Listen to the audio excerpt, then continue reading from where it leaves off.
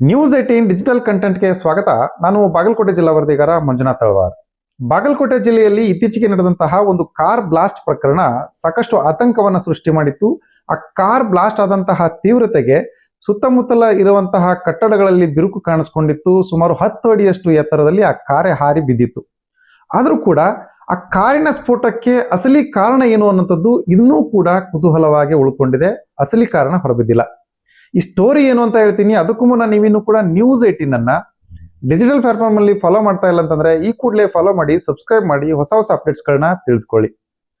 ಕಳೆದ ಶನಿವಾರ ಅಂದ್ರೆ ಜುಲೈ 25ನೇ ತಾರೀಕಿಗೆ ರಾತ್ರಿ ಸುಮಾರು 10:40 ಆಸ್ಪಾಸಿನಲ್ಲಿ ಬಾಗಲಕೋಟೆ ಜಿಲ್ಲೆಯ ಜಮಖಂಡಿ ತಾಲೂಕಿನ ಹಿಪ್ಪರಗಿ ಗ್ರಾಮದ ಬಳಿ ಒಂದು ಸ್ಫೋಟ ಸಂಭವಿಸಿತ್ತು.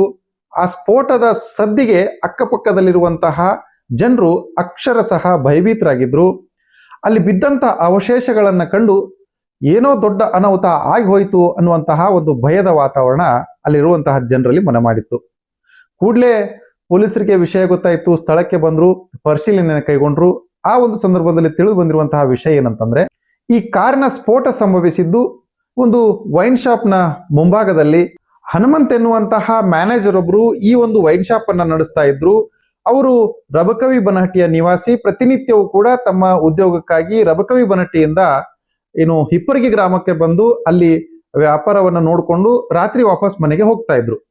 ಪ್ರತಿನಿತ್ಯ ಮಹೀಂದ್ರಾ ಕಂಪನಿಯ XUV300 ಎನ್ನುವಂತಹ ಒಂದು ಕಾರ್ನಲ್ಲಿ ಅವರು ಬರ್ತಾ ಇದ್ರು.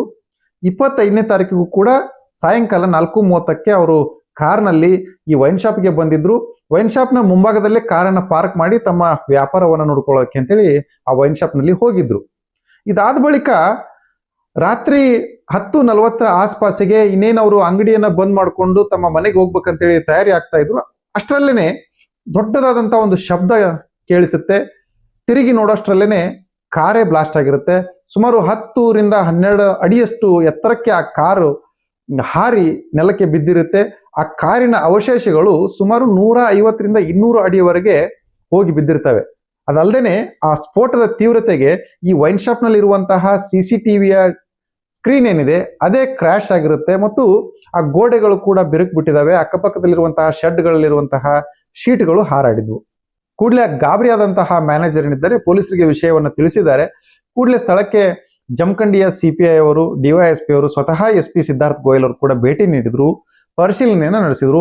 ಈ ಸ್ಫೋಟಕ್ಕೆ ಕಾರಣ ಏನು ಅನ್ನೋದ್ರ ಬಗ್ಗೆ ತನಿಖೆಯನ್ನ ಶುರು ಮಾಡಿದ್ರು. ಆದ್ರೆ ಪೊಲೀಸರಿಗೆ ಸಾಕಷ್ಟು ಅನುಮಾನಗಳು ಹುಟ್ಕೊಂಡಿದ್ದು. ಯಾಕಂತಂದ್ರೆ ಕಾರ್ನಲ್ಲಿ ಯಾವುದೇ ರೀತಿಯಾದಂತಹ ಸ್ಫೋಟಕ ವಸ್ತುಗಳು ಪತ್ತೆ ಆಗಿಲ್ಲ. ಆದ್ರೂ ಕೂಡ ಇಷ್ಟೊಂದು ದೊಡ್ಡ ಪ್ರಮಾಣದಲ್ಲಿ ಸ್ಫೋಟ ಹೇಗೆ ಸಂಭವಿಸಿತು ಅನ್ನುವಂತಹ ಒಂದು ವಿಚಾರ ತಲೆನೋವಾಗಿ ಪರಿಣಮಿಸಿತ್ತು. ಅದಕ್ಕಾಗಿನೇ ಮಾರನೇ ದಿನ ಅಂದ್ರೆ 26ನೇ ತಾರೀಕಿಗೆ ಮಧ್ಯಾಹ್ನದ ಹೊತ್ತಿಗೆ ಹುಬ್ಬಳ್ಳಿಯಿಂದ ಬಾಂಬ್ ನಿಷ್ಕ್ರಿಯ ದಳ ಕೂಡ ಈ ಒಂದು ಗ್ರಾಮಕ್ಕೆ ಬಂದಿತ್ತು. ಅಲ್ಲಿರುವಂತಹ ಅವಶೇಷಗಳನ್ನ ಪರಿಶೀಲನೆ ಮಾಡಿತ್ತು. ಅದಾದ ಬಳಿಕ ಜಿಲ್ಲೆಯಲ್ಲಿರುವಂತಹ ಸೋಕೋ ಟೀಮ್ ಆಗಿರ್ಬೋದು ಮತ್ತು FSL ನ ತಂಡ, ಹೀಗೆ ಪೊಲೀಸರ ವಿವಿಧ ತಂಡಗಳು ಸಾಕಷ್ಟು ಸೂಕ್ಷ್ಮವಾಗಿ ತನಿಖೆಯನ್ನು ಆರಂಭಿಸಿತ್ತು. ಅಲ್ಲಿ ಸುತ್ತಮುತ್ತಲು ಬಿದ್ದಂತಹ ಅವಶೇಷಗಳನ್ನ ವಶಕ್ಕೆ ಪಡೆದುಕೊಂಡು ಅದರಲ್ಲಿ ಏನಾದರೂ ಸ್ಫೋಟಕ ಬಳಕೆ ಆಗಿದೆಯಾ, ಇದೇನು ಉದ್ದೇಶಪೂರ್ವಕವಾಗಿ ಸ್ಫೋಟವನ್ನ ಮಾಡಲಾಗಿದೆಯಾ ಅಥವಾ ಆಕಸ್ಮಿಕವಾಗಿ ನಡೆದಿರುವಂತಹ ಘಟನೆಯಾ ಅನ್ನೋದ್ರ ಬಗ್ಗೆ ಬೇರೆ ಬೇರೆ ಆಯಾಮಗಳಲ್ಲಿ ತನಿಖೆಯನ್ನ ಕೈಗೊಂಡ್ರು. ಆದ್ರೆ ಪೊಲೀಸರಿಗೆ ಇದುವರೆಗೂ ಕೂಡ ಸ್ಪಷ್ಟವಾದಂತಹ ನಿಖರ ಮಾಹಿತಿ ಸಿಗ್ತಾ ಇಲ್ಲ. ಅದಕ್ಕೆ ಕಾರಣ ಏನು ಅಂತಂದ್ರೆ, ಆ ಕಾರ್ ಸ್ಫೋಟ ಆಗಿರುವಂತಹ ಸಂದರ್ಭದಲ್ಲಿ ಮೇಲ್ನೋಟಕ್ಕೆ ಇಂಜಿನ್ ಭಾಗದಲ್ಲಿ ಸ್ಫೋಟ ಸಂಭವಿಸಿರೋದು ಕಂಡು ಬಂದಿದೆ. ಹೀಗಾಗಿನೇ ಪೊಲೀಸರು ಒಂದು ಅನುಮಾನವನ್ನು ವ್ಯಕ್ತಪಡಿಸಿದ್ರು. ಏನು ಅಂತಂದ್ರೆ, ಬ್ಯಾಟ್ರಿ ಅಥವಾ ಇಂಜಿನ್ ಅಲ್ಲಿ ಯಾವ್ದಾದ್ರೂ ಒಂದು ಭಾಗದಿಂದ ಸ್ಫೋಟ ಸಂಭವಿಸಿದೆ ಅನ್ನುವಂತಹ ಅನುಮಾನ ಎದುರಾಗಿತ್ತು. ಹೀಗಾಗಿನೇ ಆ ಕಂಪನಿಯ ಮೆಕ್ಯಾನಿಕ್ಗಳನ್ನು ಕೂಡ ಸ್ಥಳಕ್ಕೆ ಕರೆಸಿ ಪರಿಶೀಲನೆ ಮಾಡುವಂತಹ ಕೆಲಸವನ್ನ ಮಾಡಿದ್ರು. ಆದ್ರೆ ಮೆಕ್ಯಾನಿಕ್ಗಳ ಪರಿಶೀಲನೆಯಲ್ಲೂ ಕೂಡ ನಿಖರವಾಗಿ ಈ ಕಾರಿನ ಸ್ಫೋಟಕ್ಕೆ ಏನ್ ಕಾರಣ ಅನ್ನುವಂಥದ್ದು ತಿಳಿದು ಬಂದಿಲ್ಲ. ಹಾಗಾಗಿನೇ FSL ನ ವರದಿ ಬರುವವರೆಗೂ ಕೂಡ ಈ ಒಂದು ಕುತೂಹಲ ಹಾಗೇನೆ ಉಳ್ಕೊಂಡಿದೆ. ಈ ಸ್ಫೋಟದ ಹಿಂದಿನ ಅಸಲಿ ಸತ್ಯ ನಿಗೂಢವಾಗಿ ಉಳಿದುಕೊಂಡಿದೆ. ಸದ್ಯ ಇದೀಗ ಈ ಒಂದು ಕಾರಿನ ಹಿನ್ನೆಲೆಯನ್ನು ನೋಡೋದಾದ್ರೂ ಕೂಡ ಆ ಮಾಲೀಕ ಅಂದ್ರೆ ವೈನ್ ಶಾಪ್ ನ ಮ್ಯಾನೇಜರ್ ಏನಿದ್ದಾರೆ ಅವರು ತಮ್ಮ ಪತ್ನಿಯ ಹೆಸರಿನಲ್ಲಿ ಈ ಕಾರನ್ನ ಕೊಂಡ್ಕೊಂಡಿದ್ರು. ಸುಮಾರು 3 ವರ್ಷಗಳ ಹಿಂದೆ ಹೊಸದಾಗಿನೇ ಈ ಕಾರನ್ನ ಕೊಂಡ್ಕೊಂಡಿದ್ರು. ಯಾವುದೇ ರೀತಿಯಾದಂತಹ ಸಮಸ್ಯೆಗಳು ಕಾರ್ನಲ್ಲಿ ಇರ್ಲಿಲ್ಲ ಅನ್ನುವಂತಹ ಮಾಹಿತಿಯನ್ನು ಕೂಡ ಅವರು ಹೇಳ್ಕೊಂಡಿದ್ರು. ಅದೇ ರೀತಿಯಾಗಿ ಏನು ಆ ಕಾರ್ ಬ್ಲಾಸ್ಟ್ ಆದಂತಹ ಸಂದರ್ಭದಲ್ಲಿ ಗಾಬರಿಲಿದ್ದಂತಹ ಸಂದರ್ಭದಲ್ಲಿ ಯಾರಾದ್ರೂ ಸ್ಫೋಟ ಮಾಡೋದಕ್ಕೆ ಅಂತೇಳಿ ಏನಾದ್ರೂ ಸ್ಫೋಟಕಗಳನ್ನ ಬಳಸಿರಬಹುದು ಅನ್ನುವಂತಹ ಅನುಮಾನಗಳನ್ನು ಕೂಡ ಪೊಲೀಸರು ಮುಂದೆ ವ್ಯಕ್ತಪಡಿಸಿದ್ರು. ಅದೇ ಹಿನ್ನೆಲೆಯಲ್ಲೇನೆ ಪೊಲೀಸರು ಬೇರೆ ಬೇರೆ ಆಯಾಮಗಳಲ್ಲಿ ಸಾಕಷ್ಟು ತನಿಖೆಯನ್ನು ಕೈಗೊಂಡಿದ್ದಾರೆ. ಸದ್ಯ ಇದೀಗ ಪೊಲೀಸರಿಗೆ ಯಾವುದೇ ರೀತಿಯಾದಂತಹ ಏನು ಸ್ಫೋಟಕ್ಕೆ ಬಳಸುವಂತಹ ವಸ್ತುಗಳೇನಿದ್ದಾವೆ ಅದ್ಯಾವುದೂ ಕೂಡ ಪತ್ತೆ ಆಗಿಲ್ಲ. ಆದ್ರೆ ಕೇವಲ ಬ್ಯಾಟ್ರಿ ಬ್ಲಾಸ್ಟ್ ಆದಂತಹ ಸಂದರ್ಭದಲ್ಲಿ ಇಷ್ಟೊಂದು ದೊಡ್ಡ ಪ್ರಮಾಣದ ಬ್ಲಾಸ್ಟ್ ಸಂಭವಿಸುವುದಿಲ್ಲ. ಇಂಜಿನ್ ಬ್ಲಾಸ್ಟ್ ಆದ್ರೂ ಕೂಡ ಇಂತಹ ದೊಡ್ಡ ಹಾನಿಯಾಗೋದಿಲ್ಲ. ಆದ್ರೂ ಕೂಡ ಹೇಗೆ ಈ ಒಂದು ಸ್ಫೋಟ ಸಂಭವಿಸಿದೆ ಅನ್ನುವಂಥದ್ದು ಪೊಲೀಸರಿಗೂ ಕೂಡ ತಲೆನೋವು ತಂದಿರೋದ್ರಿಂದಾಗಿ ಸದ್ಯ ಇದೀಗ ಪೊಲೀಸರು FSL ನ ವರದಿಗಾಗಿ ಕಾಯ್ತಾ ಇದ್ದಾರೆ.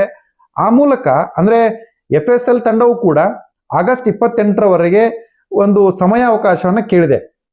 ಸ್ಫೋಟಕ ಏನು ಈ ಕಾರ್ ಸ್ಫೋಟ ಆದಂತ ಸಂದರ್ಭದಲ್ಲಿ ಅವಶೇಷಗಳೇನು ಬಿದ್ದಿರ್ತವೆ ಆ ಅವಶೇಷಗಳನ್ನ ಈಗಾಗಲೇ ಒಂದು FSL ನ ತಂಡ ವಶಕ್ಕೆ ಪಡೆದುಕೊಂಡು ಅವರದೇ ಆದಂತಹ ರೀತಿಯಲ್ಲಿ ತನಿಖೆಯನ್ನ ಮಾಡ್ತಾ ಇದ್ದಾರೆ. ಇದಕ್ಕೆ ನಿಖರವಾದಂತಹ ಕಾರಣ ಏನು ಅನ್ನೋದ್ರ ಬಗ್ಗೆ ಪತ್ತೆ ಮಾಡೋದಕ್ಕೆ ಅಂತೇಳಿ ಸಾಕಷ್ಟು ತೀವ್ರವಾದಂತಹ ಪರಿಶೀಲನೆ ಕೂಡ ನಡೀತಾ ಇದೆ.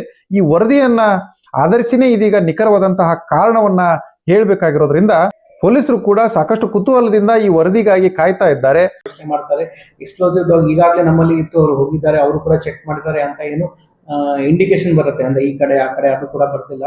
ನಮ್ಮ ASC ಚೆಕ್ ಟೀಮ್ ಇಲ್ಲಿ, ನಮ್ಮ ಸೋಕೋ ಟೀಮ್ ಇಲ್ಲಿ ಅಂತ ಕೂಡ ಬರಲಿಲ್ಲ. ಒಬ್ಬರು ಮೆಕ್ಯಾನಿಕ್ ಕೂಡ ನಾವು ಇದರಲ್ಲಿ ಕರೆದಿದ್ದೀವಿ. ಇದರಲ್ಲಿ ಏನಿದೆ 2 ರೀತಿ ಡ್ಯಾಮೇಜ್ ಆಗಿದೆ. ಒಂದು ಬ್ಲಾಸ್ಟ್ ಇಂದ ಇನಿಷಿಯಲ್ ಡ್ಯಾಮೇಜ್, ಮತ್ತೆ ಕಾರ್ ಪಲ್ಟಿ ಆಗುವಾಗ ಸೆಕೆಂಡ್ ಡ್ಯಾಮೇಜ್.